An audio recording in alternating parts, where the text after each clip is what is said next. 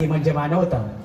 हा मानवतेचा दीप अखंड प्रज्वलित ठेवण्यासाठी आणि अखंडित प्रज्वलित राहावा या भावनेने दीपाला म्हणजे दिव्याला साक्ष ठेवून या गावचं ग्रामदैवत रवळनाथ आणि मागील गणेशोत्सव गणरायाच्या चरणी नतमस्तक होऊन शांतीचा मध्यमार्ग देणारे तथागत भगवान गौतम बुद्ध, महाराष्ट्राची अस्मिता अविरतपणे ज्यांनी वयाच्या 16व्या वर्षी हा महाराष्ट्र एकनिष्ठा आणि तक्ताशी ठेवला, ते महाराष्ट्राचे आराध्य दैवत शिवछत्रपती शिवाजी महाराज, भारतीय संविधानाचे शिल्पकार घटनाकार महामानव बोधिसत्व डॉक्टर बाबासाहेब आंबेडकर यांच्या विचारांना नतमस्तक होऊन उपस्थित आजच्या हा मागील गणेशोत्सव सोहळ्यासाठी या विचार मंचावरती सर्व दिग्गज मान्यवर मंडळी, या कार्यक्रमाचे सन्मानित अध्यक्ष ज्यांचं कर्तृत्व आणि नेतृत्व उजळून निघावं, हे मित्रत्व देखील नाहून निघावं आणि ज्यांच्या एकस्पर्शी लव्याच्या आखाड्यानं हे सारं काही एकवटलं, असं या मंडळाचे कार्यकर्ते, आदरणीय मंडळाचे अध्यक्ष चंद्रकांतजी नामे उर्फ झाडे, ग्रामीण मंडळाचे सर्व कार्यकारिणी पदाधिकारी, शीलसंपन्न धम्मबांधव, उपस्थित आपण सर्व श्रोतेवर्ग, माता भगिनी, आपलं पुनश्च एकदा या ठिकाणी शब्दसुमनानं स्वागत करतोय.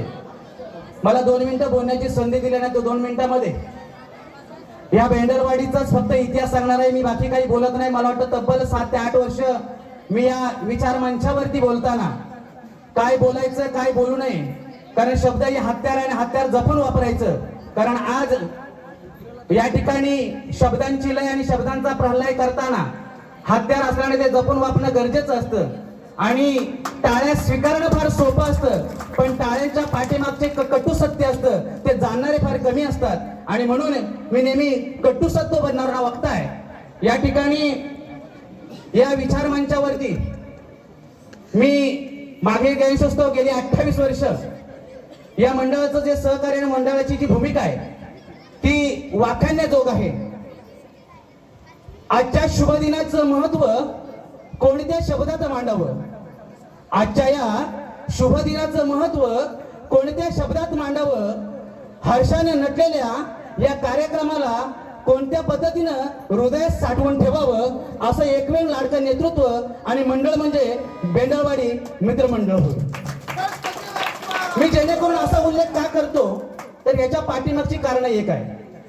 तब्बल 28 वर्ष एका मंडळाचा अध्यक्ष, एका मंडळाचा सचिव, एका मंडळाचा खजिनदार, शेवटच्या सभापर्यंत जेव्हा घेऊन जाण्याची भूमिका असते तेव्हा त्यांच्यामध्ये असते ती एकनिष्ठता, एक जागरूकता, प्रामाणिकपणा. आणि म्हणून सुरुवातीलाच म्हटलं की सर्वश्रेष्ठ दैवता ती म्हणजे एकनिष्ठ मानवता. ह्या मानवतेमध्ये असा काही गुणधर्म लपलेला आहे.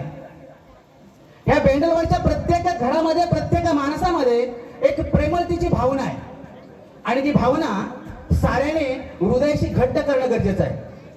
मी या ठिकाणी येऊन शुभेच्छा दिल्या, मी या ठिकाणी येऊन मला 5 मिनिटं बोलण्याची संधी मिळाली, त्या बोलण्याच्या संधीचं सोनं केलं म्हणजे मी मोठा झालो नाही.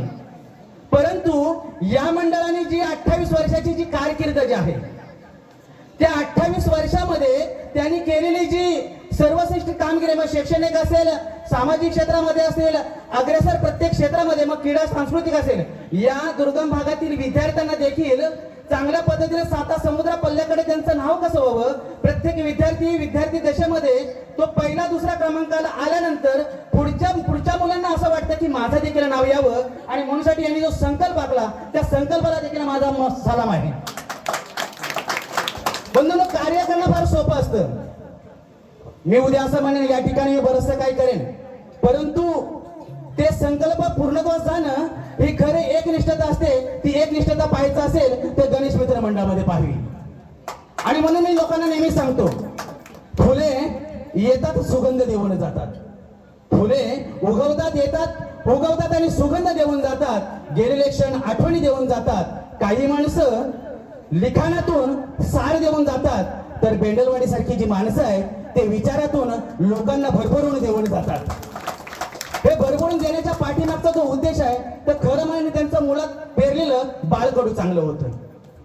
हे बाळकडू ज्यांना उपजत पाजलं गेलं त्या बाळकडूचा त्यांनी चांगल्या पद्धतीचा उपयोग केला आणि मला वाटतं शेवटच्या सभासदांना सुद्धा माझ्याबरोबर हा कार्यकर्ता जणू आहे तो सभासद नसला तर मी कार्यकर्ता काय कामाचा आहे, मी कार्यकर्ता आहे पण माझ्यासमोर सभासद नाही तर फायदा काय? नुसती प्रजा असून राजा असून फायदा नाही तर राजासमोर प्रजा असणं गरजेचं आहे आणि ती प्रजा टिकवण्याचं काम इथं केलं असेल ते गणेश मित्र मंडळानं.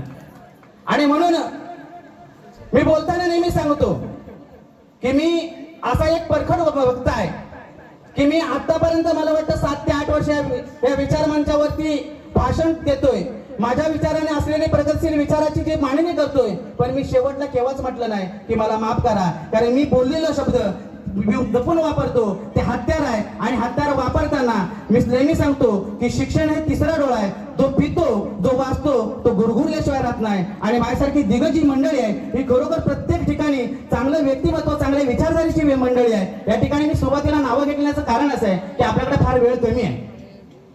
मी उठल्यानंतर सर्वांच्या डोळ्यामध्ये हास्यच नित्य असतं, पण असं वाटतं हे वारं कुठल्या आता डोंगराला थांबणार आहे, कारण वाऱ्याला डोंगर आमचा मिळेल की नाही माहिती नाही. परंतु मी नेहमी सांगतो की ही स्तुती महत्वाची असते.